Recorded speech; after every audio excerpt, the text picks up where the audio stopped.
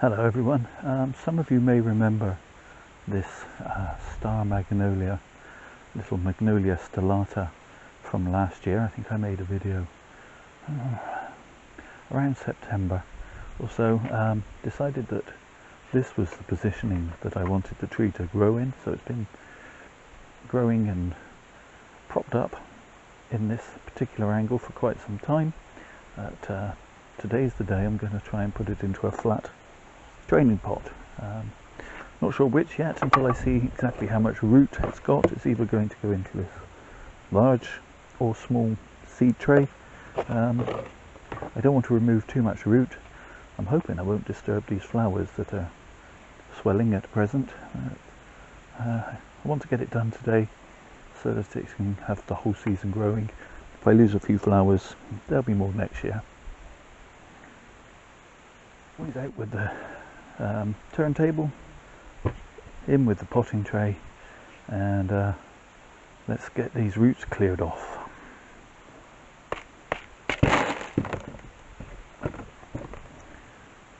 There's a lot of gack,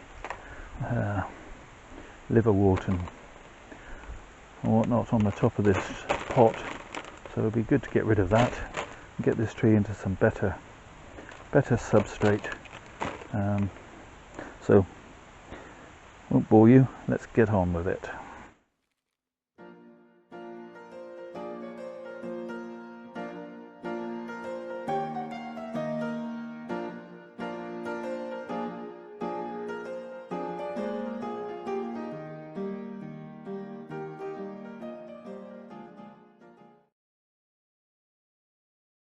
So I've actually completely bare rooted this tree, this being its first time out of its nursery pot, and I just wanted to get rid of a lot of that awful gacky, claggy soil. As you can see, it's quite a deep root base, but I'm thinking with a little bit of persuasion, these roots are quite flexible, I can get most of them into that wide seed tray without having to do too much in the way of root pruning. Just a bit of tidying up of these really long pieces which aren't really that helpful in the scheme of things. So yeah, I think that's what I'm going to try. Okay, so these seed trays have quite a number of small holes in them, which does produce some quite good drainage, evenly spaced. But what I have found is that sometimes the particle sizes of the cat litter and things that I use can actually sit over a hole, just like so, and they will actively block the drainage hole, which is a bit of a nuisance. So in order to help prevent that, what I do is I line it with paper, printer paper in this instance. I don't read newspapers. Newspapers only want to sell you newspapers, they don't really want to tell you the full truth. They only tell you what they feel will get you to buy the newspaper. You only have to read a headline and then read the story underneath to know they're not entirely related. Anyway, that's me blathering. So let's see, are we going to get this tree to sit down nicely in this pot? You know, I think we are. Even with this strange shape here, I may take off that bit. I have some root pruning cutters. These are my first ever pair of side cutters that are retired from active service, because they're too blunt to do a decent cut up top, as it were, but they do make for some admirable little root work. So I'm gonna just remove a couple of that pieces, a couple of those sticky down pieces, as it were, and then I'm going to just trim off some of these long pieces so as to get some finer roots in closer to the trunk, so the tree doesn't have to work quite so hard, as it were. Remembering that the feeder roots are only at the ends. The rest of the roots are for tree stability. That's going to sit in there relatively nicely. So let's get some soil in the bottom. So a thin layer of substrate, soil, compost, call it what you will. I call it all three interchangeably, depending on what word pops out of my mouth. And I don't always know what word's going to finish a sentence when I start a sentence, so there's that.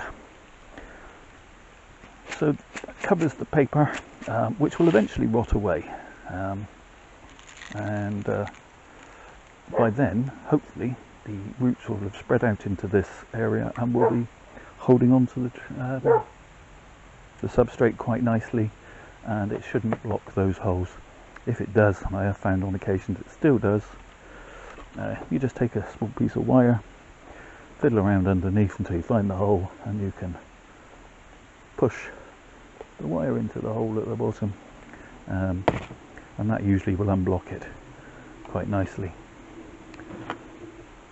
So I'm not going to put any substrate, any fertilizer in this bottom layer because, as I've said before, it'll just run out of the bottom, which won't do the tree any good, and just end up feeding whatever's growing on the floor beneath. I'm going to have it in this plane, a little bit to this side. As I say, I'm hoping, because I've only removed a little root, we'll get some flower. And now I'm just going to fill in. Okay, make sure the tree's in the right position to begin with, that's always useful.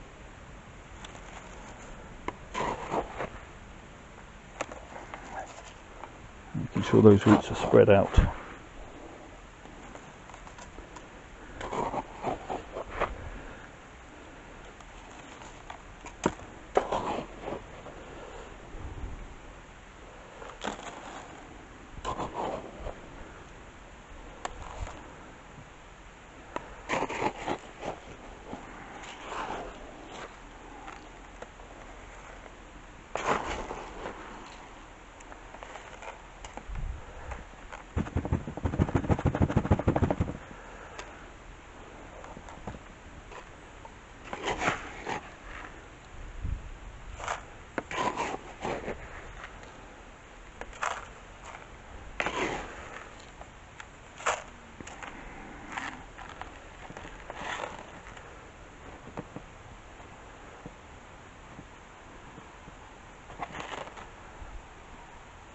Okay, I'm now going to add a good handful of controlled release fertilizer all over this top layer of fertilizer. See what I mean? Sometimes the word that comes out of my mouth at the end of a sentence isn't what I was planned to come out when I started this sentence, but yeah, so this top layer of soil does mean that when waterings it will in fact, run down into the compost more than straight out of the bottom.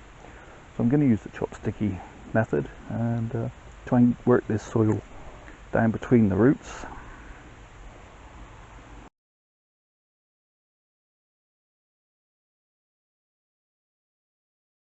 I could keep going for that for quite a while, so even speed it up you're going to get bored. So we'll come back when I'm done. So there we have it. The tree is planted, so to speak.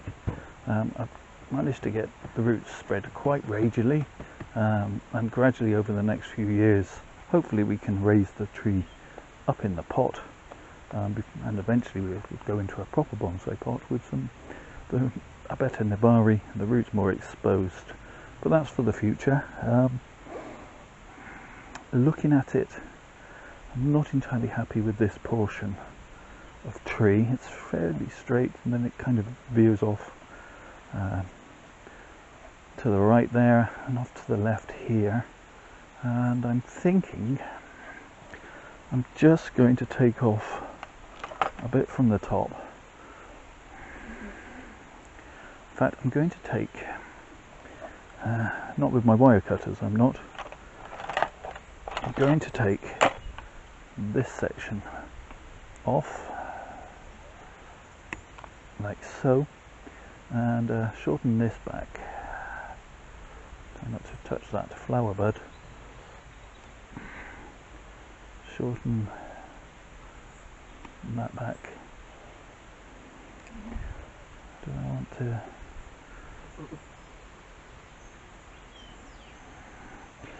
Shorten that, which is a dead straight ugly piece with no flower bud on it. And also maybe that piece.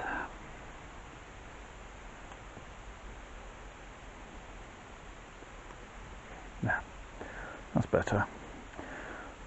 Obviously the tree needs a drink now.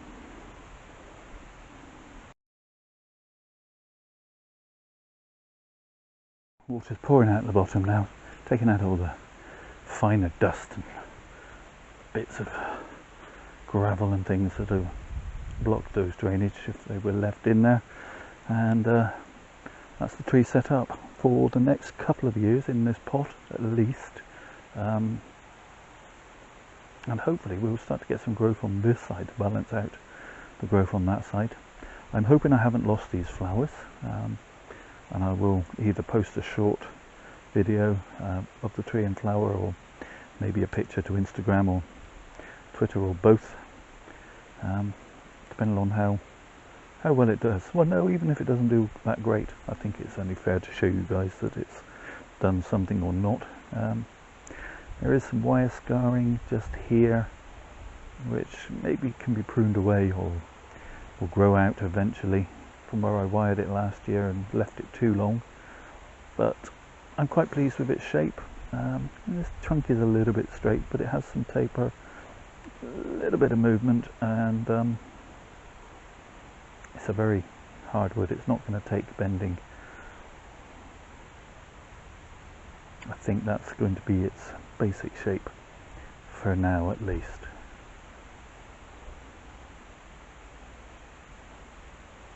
So a quick 360.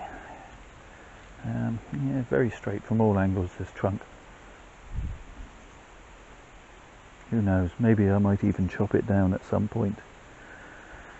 I'm very tempted to do that right now. I could chop it to here and grow a new top. That's a possibility. Or even here. Now, I think I'm going to leave it. I can always make that decision at a later date. All I'll have lost is a growing season. The flowers are quite large, so the tree does need to be a quite big tree. So it could be that once this is only a third of the trunk, as opposed to 3/4 of the trunk, it won't look so bad. Let me know in the comments section what you think. Am I right to leave it? Am I wrong to leave it? Anyway, that's another one in the can, as the saying goes. Do the usual YouTube things, do the liking and the subscribing and the commenting, etc.